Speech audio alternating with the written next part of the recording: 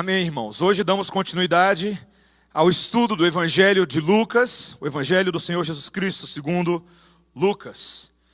Capítulo 15, como eu afirmei na semana passada, privilégio mais meu do que seu nessa noite. Pela primeira vez na minha vida, pregar na parábola do filho pródigo.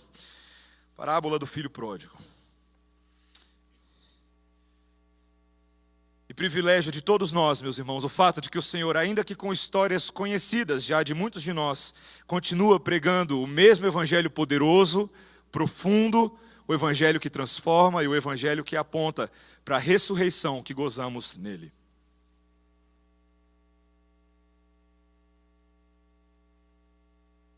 Palavra do Senhor, queridos, nessa noite para nós, Lucas capítulo 15, versículo 11 até o final deste capítulo, assim diz a palavra do Senhor.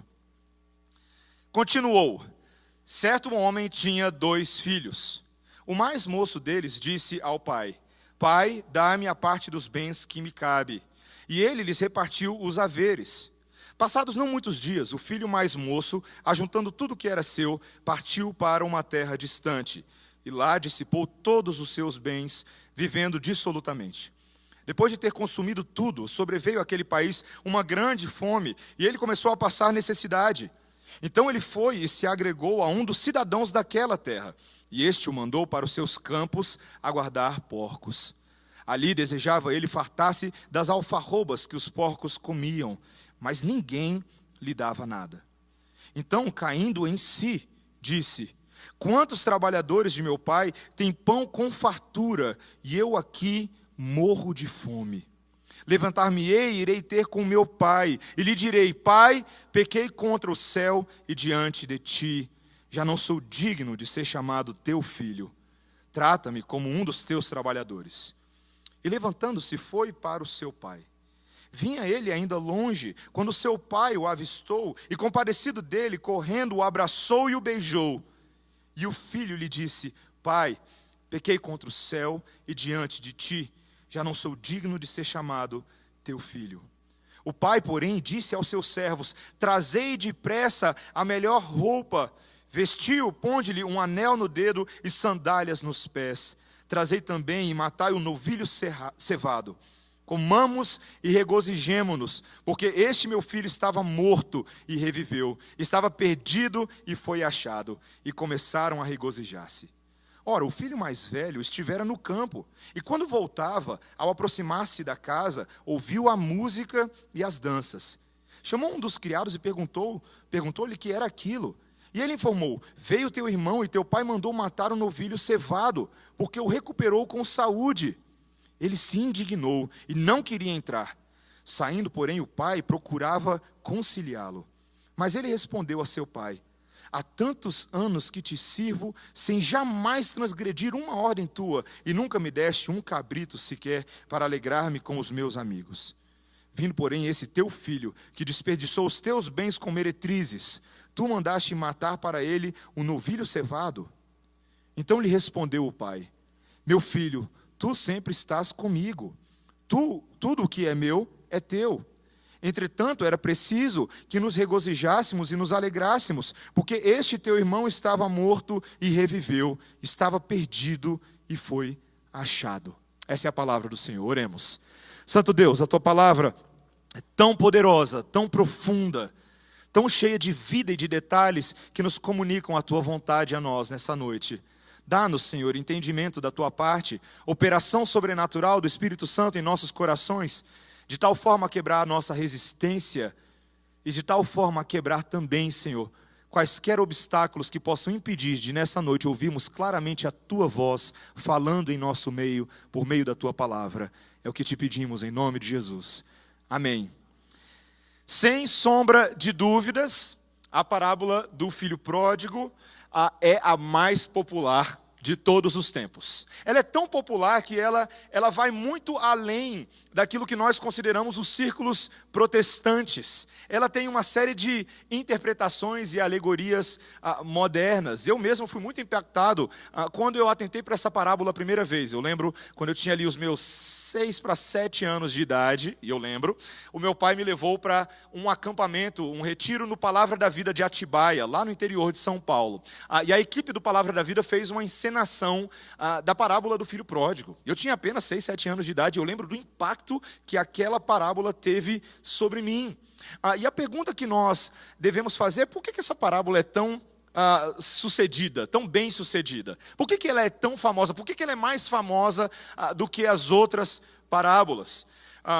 Nessas leituras modernas e contemporâneas, muitos têm tentado mostrar o valor dessa parábola. Por exemplo, as ciências humanas, como a psicologia, conseguem enxergar nessa parábola, por exemplo, o drama do filho mais novo, a sua crise de identidade, como, quem sabe, um adolescente, um jovem que quer conquistar a sua liberdade, quer conquistar a sua independência e toda a jornada de conquista da independência. Outros acham, como a gente ouve frequentemente, talvez no meio reformado, que essa, na verdade, é uma parábola não sobre o filho mais novo, mas uma parábola sobre o filho mais velho, aquele que fica em casa e tem que assistir de primeira fileira o pai derramando amor incondicional sobre o seu irmão, que não merecia esse amor e retornou. Mas, meus irmãos, eu diria que o sucesso dessa parábola é porque ela é uma história sobre tudo isso. Ela é completa. Talvez seja uma das parábolas que melhor conta a história da salvação de Deus em relação ao homem, com uma riqueza de detalhes inigualável, com uma sequência de ideias e ações e cenas que aqui transcorrem, que mostram claramente a história do relacionamento de Deus desde a eternidade com o homem que Ele criou, a forma como Ele se relaciona com esse homem, mas a forma também como Ele restaura esse homem. E essa parábola, talvez de forma mais única do que as outras, ela nos conta com um ângulo muito específico, o ângulo do diretor. Eu sei que às vezes quando você compra um filme para assistir em casa, você assiste o filme e você quer saber um pouco mais sobre a produção. Aí você entra nos extras e você vai lá atrás dos bastidores, ou making of, e você quer saber como esse filme aconteceu, o que o diretor quis contar e como ele quis mostrar aquela história para que nós pudéssemos de fato compreendê-la. E essa parábola do filho pródigo tem esse ângulo, ela tem essa ótica do pai. É o pai nessa parábola que faz toda a diferença na vida dos dois filhos. Ele é o elemento central, ele é o protagonista central. Essa não é a parábola do filho pródigo.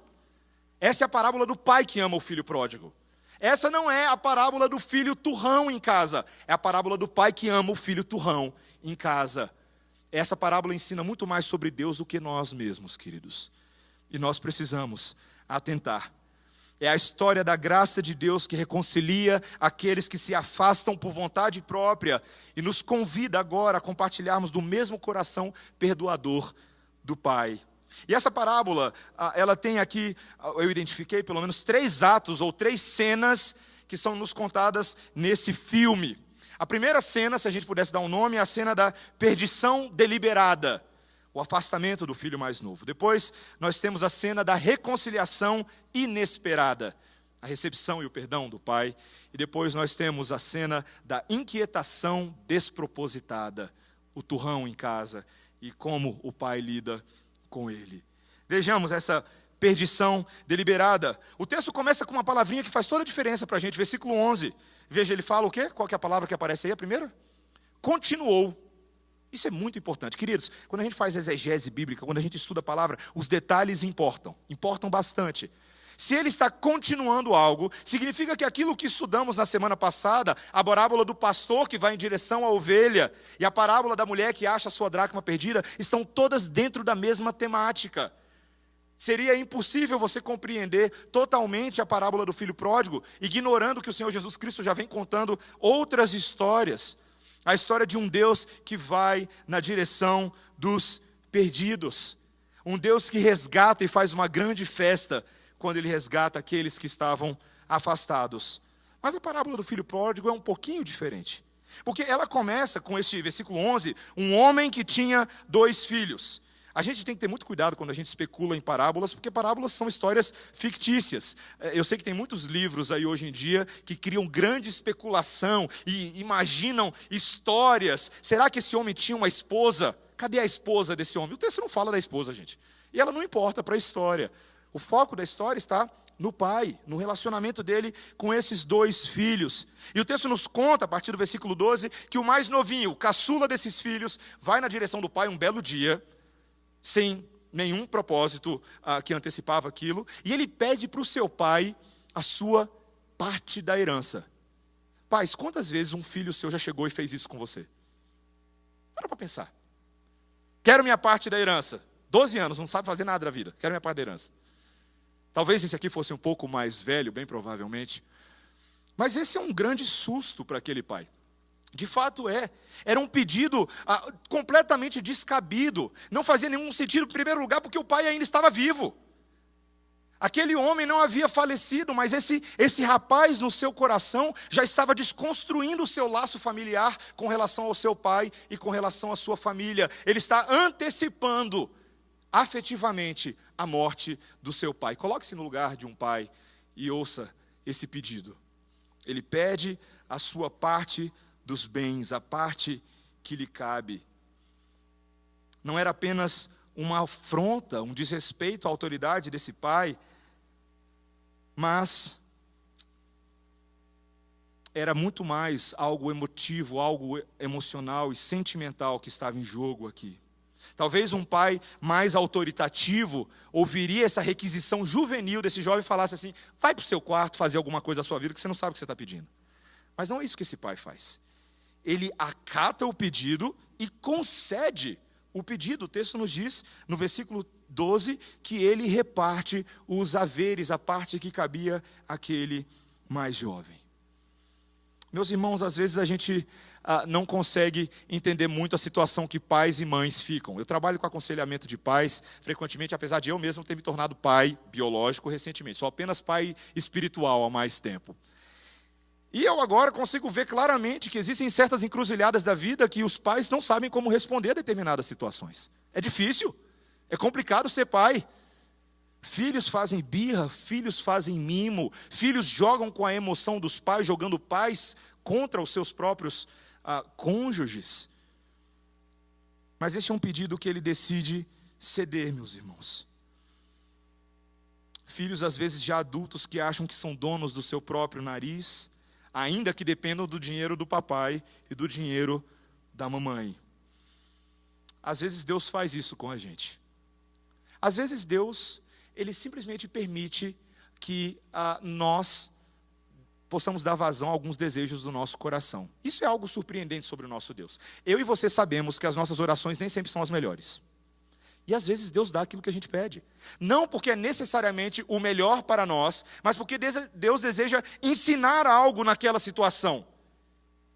Deus está agindo de uma maneira que aos nossos olhos é misteriosa, mas ao permitir que nós façamos aquilo que egoisticamente achamos que é certo, Deus está tratando conosco. E é isso que esse pai está fazendo. Ele está permitindo que esse filho se afaste. O texto nos diz que, passado alguns dias, ele junta todas as suas coisas. Aquela parte, aquela propriedade monetária, provavelmente o pai não deu para ele fazendas. Ele não teria como colocar as fazendas na trouxinha para levar embora. Mas ele deu a sua parte monetária, aquilo que lhe competia financeiramente. Ele pega aquilo, pega alguns haveres e ele parte, ele vai embora, mundo afora. E esse jovem, meus irmãos, é um jovem iludido, como tantos nos nossos dias. Ele está completamente seduzido pelas ofertas de prazer do mundo. O texto nos diz que ele quer gastar o seu dinheiro e ele o faz, como o texto nos fala, de uma forma dissoluta. Ou seja, ele gasta à torto e à direita, ele é inconsequente, ele não mede exatamente o que ele está fazendo. O ponto é curtir. Curtição e zoeira é a alma do negócio, não é, juventude? Eu sei que vocês fazem isso.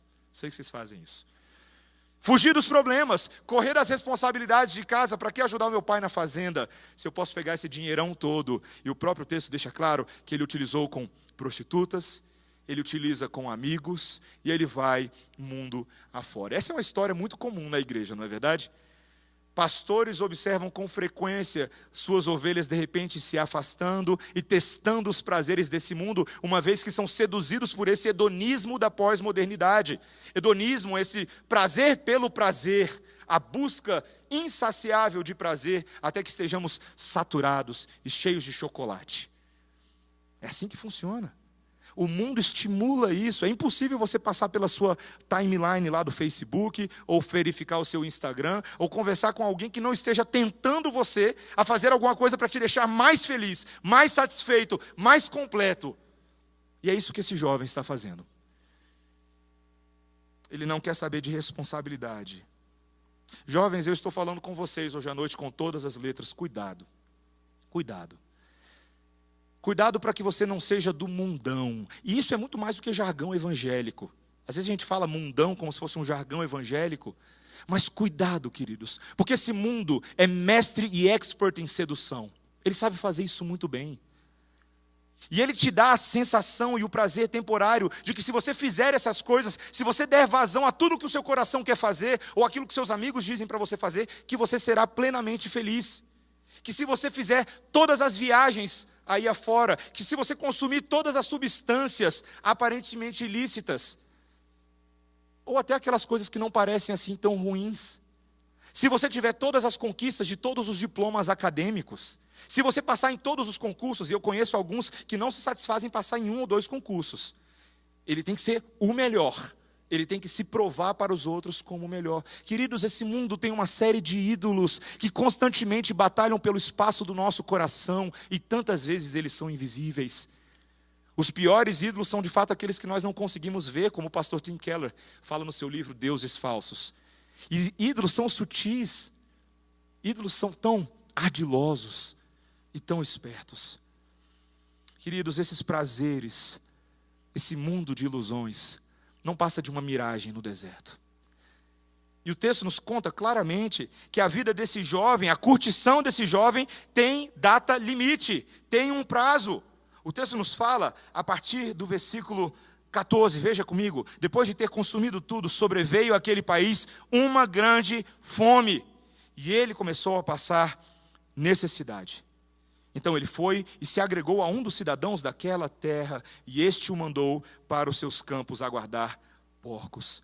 Ali desejava ele fartar-se das alfarrobas que os porcos comiam, mas ninguém lhe dava nada. Que reversão desse quadro, não é verdade?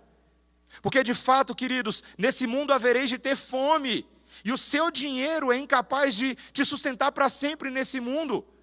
Ele pode por um tempo te conferir alegria, satisfação, mas quando o dinheiro acaba e a realidade bate à porta, as coisas ficam mais complicadas.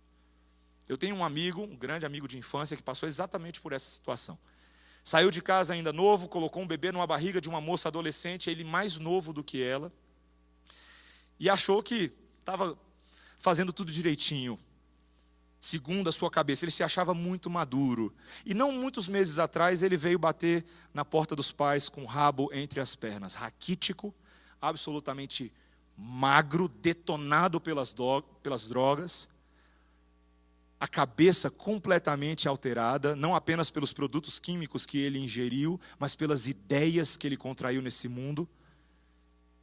Mas quando ele saiu de casa, ele não contemplou essas coisas. Ele não contemplou essas coisas. Ainda bem que os pais receberam ele de volta, só que eu não posso dar spoiler do texto. Queridos, esse mundo termina em fome, e esse jovem retorna para casa. Não retorna para casa, perdão, queridos. Ele passa agora a se associar aos povos daquela terra. Ele sendo um judeu, e essa parábola sendo contada aos judeus, ele agora se associa aos gentios daquela outra terra, algo que seria terrível a qualquer judeu. E uma vez que ele faz isso, ele se coloca numa posição de servo, quase de escravo, para trabalhar com os chiqueiros.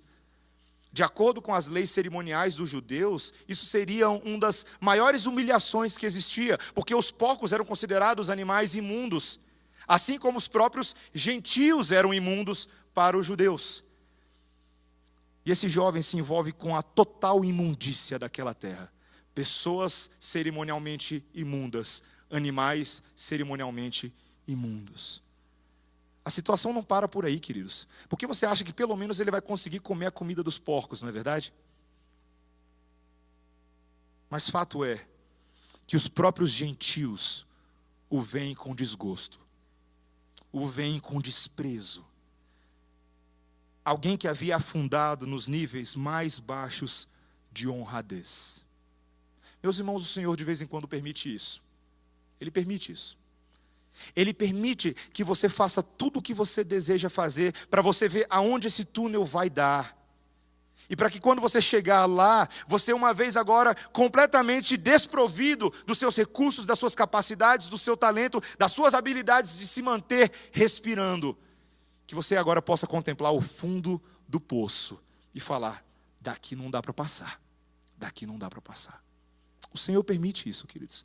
Às vezes a gente acha que Deus, porque Ele nos ama, o amor dele é sempre nos mantendo perto e supridos e repletos de alegria, mas o amor dele tantas vezes consiste justamente em nos mostrar as más novas desse mundo, em contraste com as boas novas que Ele pode oferecer. Meus irmãos, esse mundo é pura fome, pura fome. E esse jovem estava experimentando isso. Então, nesse momento, meus irmãos, que essa perdição intencional, ela começa a dar espaço a uma nova realidade. Assim nós vamos para o segundo ponto, o início de uma reconciliação inesperada. No versículo 17, o texto nos diz que esse jovem cai em si. Veja, versículo 17. Então, caindo em si, disse, quantos trabalhadores de meu pai têm pão com fartura, e eu aqui morro de fome. Levantar-me-ei e irei ter com meu pai, e lhe direi, pai, pequei contra o céu e diante de ti, já não sou digno de ser chamado teu filho, trata-me como um dos teus trabalhadores. A ficha caiu, e às vezes a ficha demora para cair, mas a ficha caiu. Ele se lembra das memórias e dos momentos agradáveis na presença do pai. E aquele contraste é tão doloroso, meus irmãos. Alguém que já teve tudo, hoje não tem nada. Ele se lembra deste momento, e ele se lembra de uma informação ainda mais interessante, de que não apenas ele tinha uma boa vida, mas os próprios servos do seu pai tinham uma vida melhor do que aquela que ele estava gozando naquele momento. Pelo menos eles tinham o que comer, pelo menos eles tinham aonde colocar a cabeça para dormir, e esse homem estava compartilhando um quarto com os porcos. Ele toma uma decisão, ele é constrangido por essa memória. E a grande conclusão que ele chega aqui, meus irmãos, é uma conclusão muito importante. Essa conclusão que está descrita no versículo 19, quando ele diz, já não sou digno de ser chamado teu filho. Ele passa a entender as consequências da ação dele ao pedir a herança para o seu pai. Talvez você não domine muito sobre cultura judaica, mas quando um filho pedia a herança dessa forma, não apenas ele dizia que a família estava morta para ele, mas ele também estava morto para a família. Ele já não era mais digno, ele já não carregava mais aquela identidade. Ele decidiu fazer o que queria com a sua própria vida. Meus irmãos, ele chega a essa conclusão. Ele entende que claramente a maior ofensa não é contra a sua família terrena, mas ele sendo um judeu que conhecia a lei de Deus, sabia que a maior ofensa era contra o próprio Deus. Veja o versículo 18, quando ele diz, levantar-me-ei e irei ter com meu pai, e lhe direi, pai, pequei contra o céu e diante de ti. Ele pecou contra Deus, porque ele quebrou o 5º mandamento da aliança que ele conhecia. Jovens, quando você quebra o 5º mandamento que diz, honra teu pai e a tua mãe, para que se prolongue os teus dias na terra que o Senhor teu Deus te dá, você está pecando contra Deus. Os seus pais são a autoridade de Deus na sua vida. Eles são os representantes divinos para guiar você e para cuidar de você, ainda que não sejam perfeitos. Eles são utilizados por Deus dessa maneira.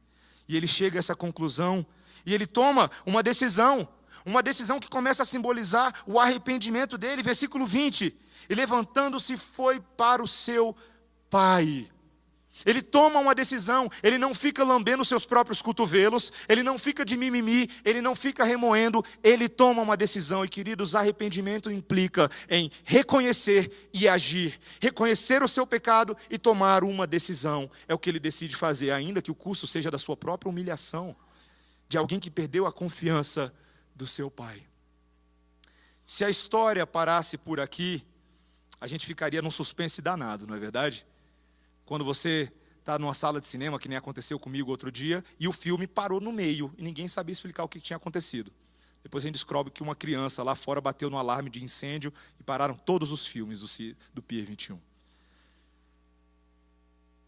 Mas a palavra de Deus, meus irmãos, muda a cena mais uma vez.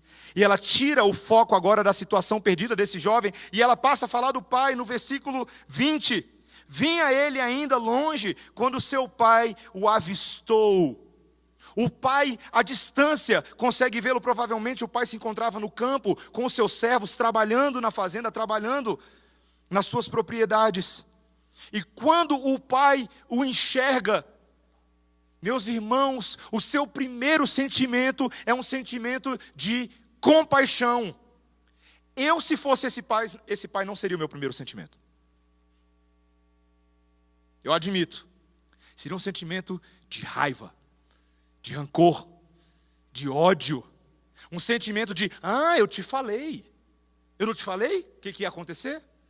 Um sentimento de alguém que se sente traído e abandonado pela sua própria família. Mas este pai se compadece e faz algo que não é próprio de um senhor, provavelmente na idade dele, de se fazer. Os seus servos estavam ali observando, mas o texto diz que ele corre, ele abraça e beija o seu filho. Corre, abraça e beija. Outro dia, quando eu fui no aeroporto, tive a oportunidade de ver uma família de um soldado brasileiro que estava em missão no Haiti há muitos anos, e eles estavam na entrada errada, achando que o desembarque dele era num canto, quando na verdade era no outro. Ele sai e não encontra a sua família, ele está na outra porta, eles se veem à distância, no térreo do aeroporto, e eles correm na direção um do outro. E eu nunca tinha visto uma cena daquela, meus irmãos. Nunca tinha visto nada parecido. Mas, queridos, esse pai não precisava fazer isso, ele fez. Ele corre na direção do seu filho, ele o abraça e o beija. O filho talvez ficou um tanto surpreendido com aquela situação, porque o texto nos diz que ele agora coloca o discurso pronto para fora. Versículo 21. Pai, pequei contra o céu e diante de ti, já não sou digno de ser chamado teu filho. Mas o pai não deixa ele terminar o discurso, queridos.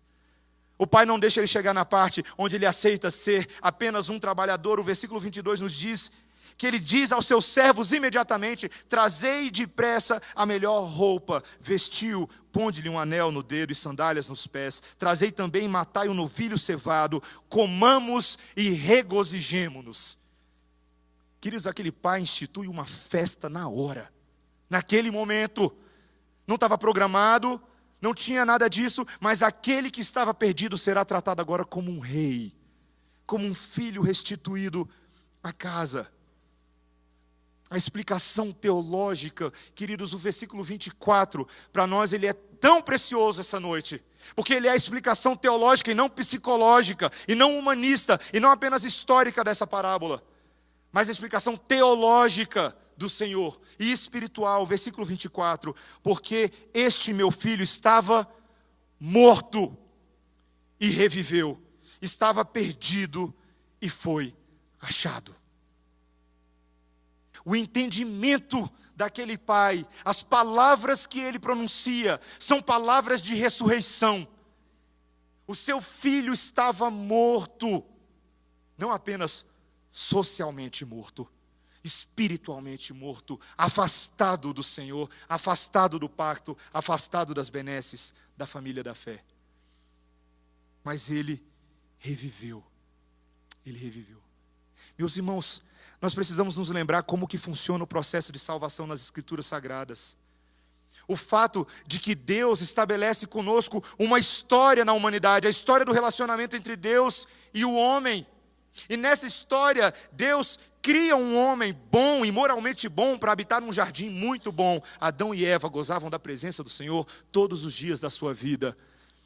Mas quando eles transgridem e dão ouvido à voz da serpente e comem do fruto da árvore, é como o filho que pede a sua herança, porque ele diz, eu sei o que é melhor para mim. Eles se afastam de Deus por vontade deles. E Deus havia falado para eles, no dia que vocês comerem do fruto da árvore, vocês certamente morrerão. Certamente morrerão. Mas, meus irmãos, o Deus que permite a queda do homem é o Deus que também antecipa esse evento com seu plano de salvação. Porque desde a eternidade, a segunda pessoa havia um pacto com a primeira e com a terceira pessoa da Trindade. Um pacto de salvação, um pacto de que ele viria a esse mundo para resgatar. Um pacto de que ele viria a este mundo para ressuscitar pessoas. E foi exatamente isso que Jesus Cristo fez. O que é belo, meus irmãos, da história de Jesus a nosso respeito, é que o Senhor antecipa a chegada do Messias, preparando os nossos corações. Como é que nós podemos nos arrepender das nossas faltas? Apenas quando Deus muda o nosso coração. Quando Ele toma a iniciativa de mudar o nosso coração, para que nós possamos ir até Jesus. A graça irresistível de Deus começa no arrependimento que Ele mesmo gera em nosso coração. Quando eu e você estamos afastados do Senhor, mas Ele deseja nos salvar, a gente acha que é apenas a nossa consciência falando conosco, mas não é a consciência. É o Espírito Santo de Deus que muda a nossa disposição de espírito para nos voltarmos para Deus. Queridos, o arrependimento começa no próprio Deus. A fé que nós temos para crer, nem ela vem de você, ela vem dEle. Para que você não se glorie, para que você não ache que é obra sua. Nós não temos condições de ter essa fé, nós não temos condições de nos arrepender assim, mas o nosso Deus nos habilita a fazer essas coisas. Ele muda o nosso coração quando estamos no chiqueiro desse mundo e nos traz para perto do Pai. Eu te pergunto, como foi a sua história de conversão? Para outros, como é que você veio parar aqui hoje à noite? Pare para pensar.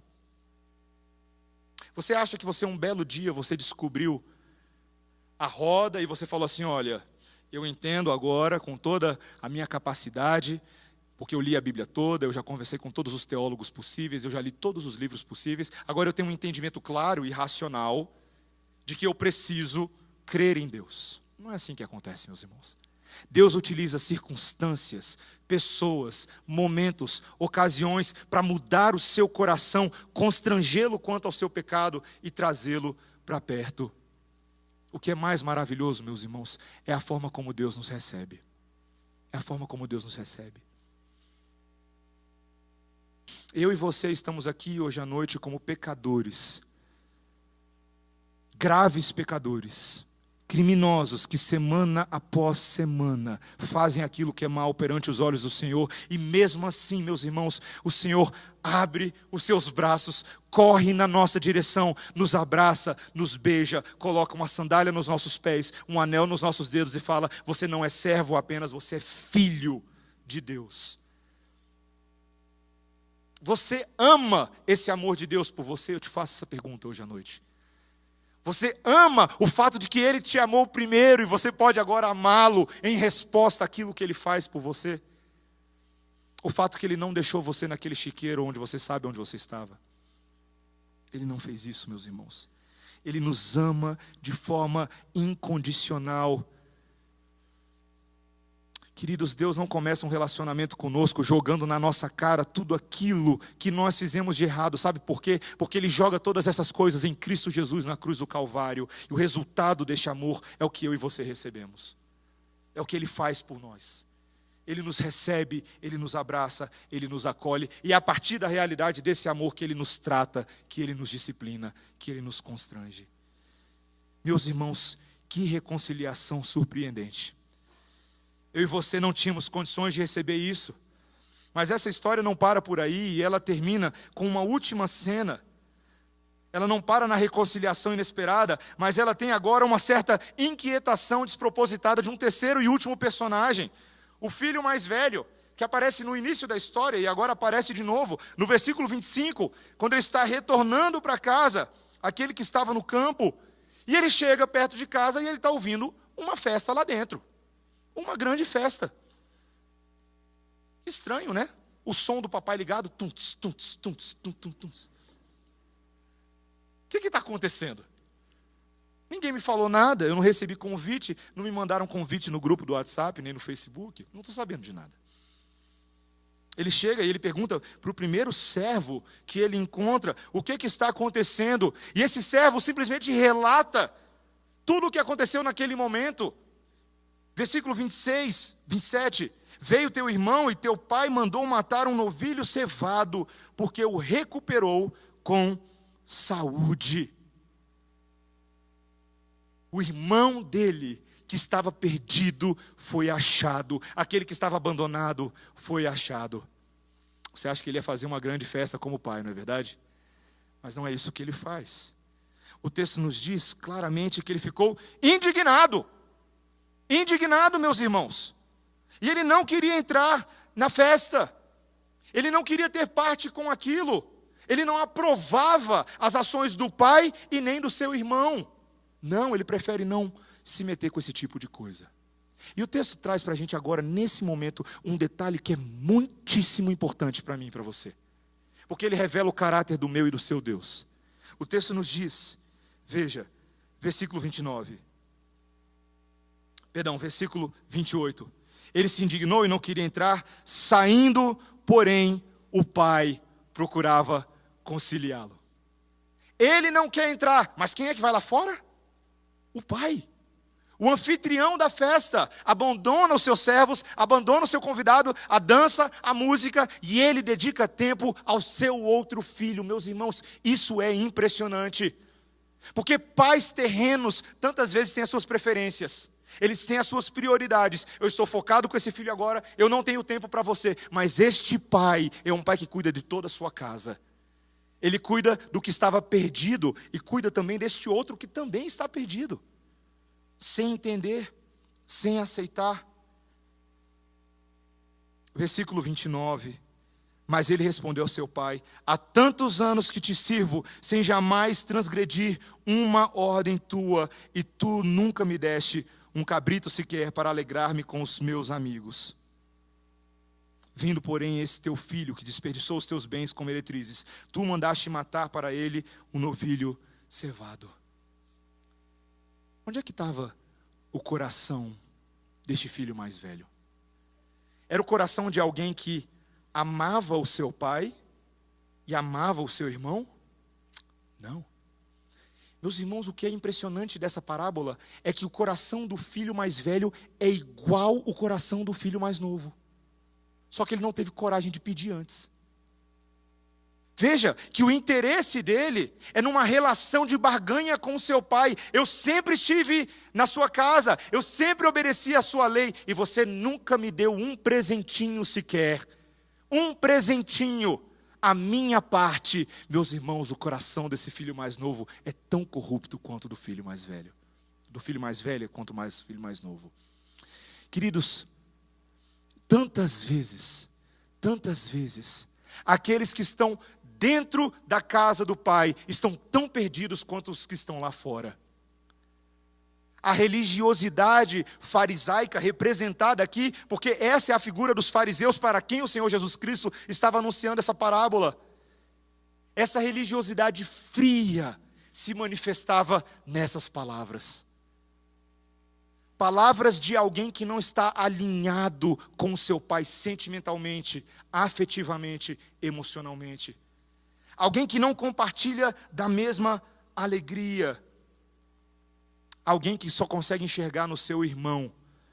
Alguém que gastou dinheiro com prostitutas e com esse mundão. Meus irmãos, o farisaísmo religioso é terrível.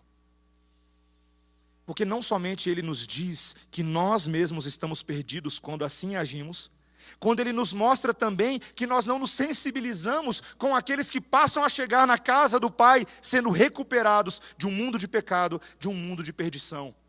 Outro dia eu fiz uma pergunta à igreja e eu faço essa pergunta novamente. Meus irmãos, vocês que já conhecem o Senhor Jesus Cristo, vocês que amam a lei, vocês que já estão nessa jornada há muitos anos, vocês amam e se sensibilizam quando aqueles que estão perdidos voltam. Particularmente com aqueles que já estiveram dentro da casa, foram embora e retornam. Ou você simplesmente fica,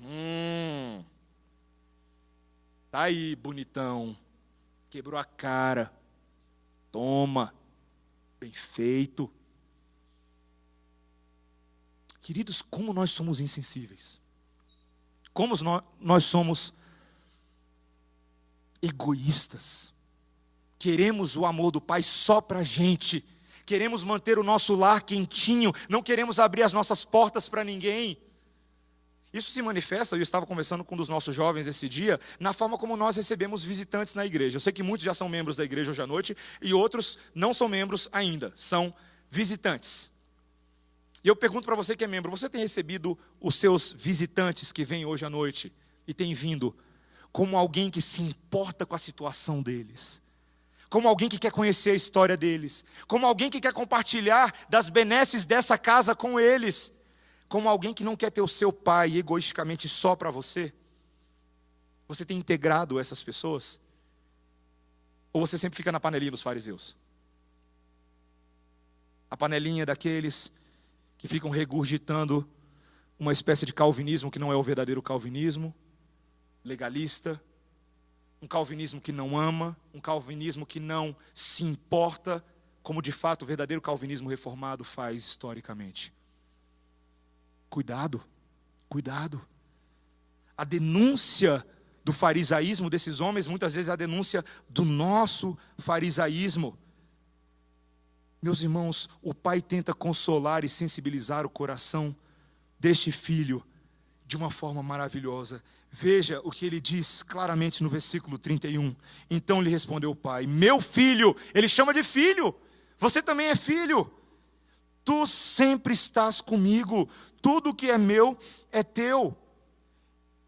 Entretanto, era preciso que nos regozijássemos e nos alegrássemos, porque esse teu irmão estava morto e reviveu, estava perdido e foi achado. Queridos, o que ele está falando? Tudo que é meu já é seu, filho. Você já pertence a essa casa. E lembre-se, a figura aqui é a figura dos fariseus. Os fariseus faziam parte do povo da aliança historicamente. Eles já conheciam a lei do Senhor, já conheciam as ordenanças, os estatutos. Eles já eram da casa. Mas eles precisavam crer no que o Pai estava falando para eles. Eles precisavam entender que era necessário se alegrar, se regozijar, porque aqueles que estavam mortos reviveram. Porque aqueles que estavam perdidos foram achados. Queridos, talvez um dos maiores objetivos do Senhor Jesus Cristo para a vida da sua igreja é que nós tenhamos um coração igual ao dele. Tem um cântico que a gente canta, não aqui na igreja, mas que eu sei que muita gente conhece. É um cântico que diz assim: se tu olhares, Senhor, para dentro de mim, nada encontrarás de bom. Mas um desejo eu tenho de ser transformado, preciso tanto do teu perdão, dá-me um novo coração. E o refrão diz assim: dá-me um coração igual ao teu, meu mestre. Dá-me um coração igual ao teu, coração disposto a obedecer, cumprir todo o teu querer. Dá-me um coração igual ao teu. Queridos, nós precisamos fazer essa oração mais vezes no nosso meio. Pedir ao Senhor que nos dê um coração igual ao dele. Um coração que ama como ele ama, que perdoa como ele perdoa, que se esquece como ele esquece, que acolhe como ele acolhe. Um coração que age com misericórdia como ele age com misericórdia para conosco. Meus irmãos, esse grande amor de Deus que alcança os pecadores, te alcançou e continua alcançando outras pessoas. E é motivo de festa, é motivo de alegria, é motivo de louvor a Deus. Eu lembro-me quando minha esposa e eu tivemos a oportunidade de participar na pregação do Evangelho para um casal. E foi um processo longo, um processo difícil. Ele era um ateu bem convicto e tinha alguns argumentos que eu nunca tinha parado para pensar neles. Eu ainda estava estudando para ser pastor. Ele me botou numa sinuca várias vezes. Eu falei, como é que eu vou responder isso para ele? Né? Ligava para a gente, para o Emílio aqui no Brasil, tentava fazer um monte de coisa. Mas a gente continuou pregando o evangelho de forma fiel a eles, na expectativa de que Deus, apesar da nossa limitação, da nossa incapacidade, usasse o pouco que a gente sabia para que alcançasse o coração deles. E o Senhor fez isso, meus irmãos. Esse casal se converteu. E eu lembro, meus irmãos, quando eles afirmaram essa fé em Cristo num belo dia e viajaram, passaram um tempo fora, num outro estado, lá nos Estados Unidos. E um belo dia, num domingo de manhã, estávamos eu e minha esposa na igreja em que nós congregávamos, e eles não tinham avisado para a gente que eles tinham retornado de viagem, e eu olho para trás, e eu vejo os dois entrando pela porta da igreja para cultuar a Deus naquela manhã de domingo. Meus irmãos, é como se eu tivesse vencido na Copa do Mundo. É como se o Flamengo tivesse sido campeão da Libertadores. Ou seja, é bom demais para ser verdade. Meus irmãos, eu lembro que eu não conseguia nem mais focar no restante do culto, meus irmãos. Eu não conseguia nem mais prestar atenção no que o pastor está falando, porque eu fui tomado de uma alegria que eu não conseguia colocar em palavras. Ver aquele casal aos pés do Senhor Jesus Cristo, e eles não sabiam cantar os hinos, eles seguravam, eles ficavam...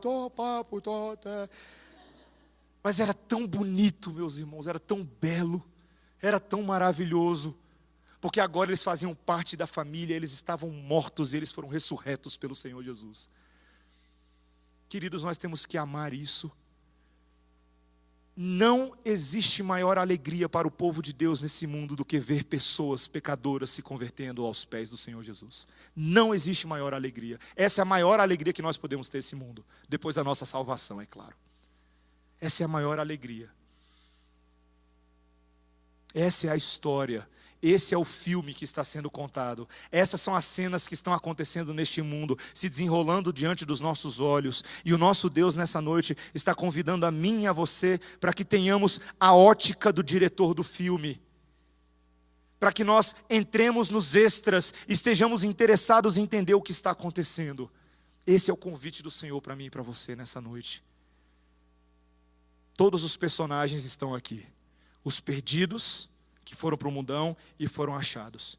Os fariseus, dentro de casa, que tantas vezes se acham melhor do que outros, e também estão perdidos e foram achados. Queridos, o nosso Pai é muito bom. Ele é muito bom. Ele enviou Jesus para que todos nós, filhos de Deus, gozemos da festa que Ele oferece para nós nesse dia. E que Ele vai continuar oferecendo. Se você acha, e me permita colocar isso de forma um pouco jocosa, mas é verdade. Se você acha que um tuntes na casa de um pai fictício de uma parábola te impressiona, pense na festa celestial.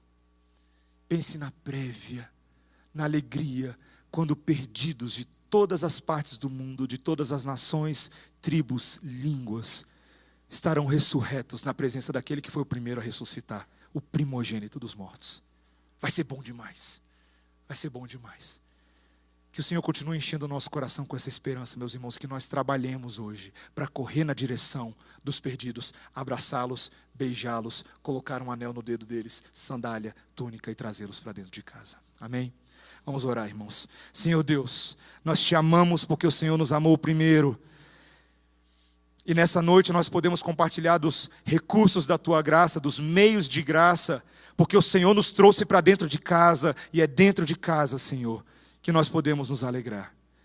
Seja através da pregação da palavra agora, ou da mesa do Senhor em instantes, através dos cânticos que entoaremos, todos eles nos lembram que estávamos mortos, mas fomos ressurretos pelo poder de Cristo Jesus e pela atuação do Espírito Santo.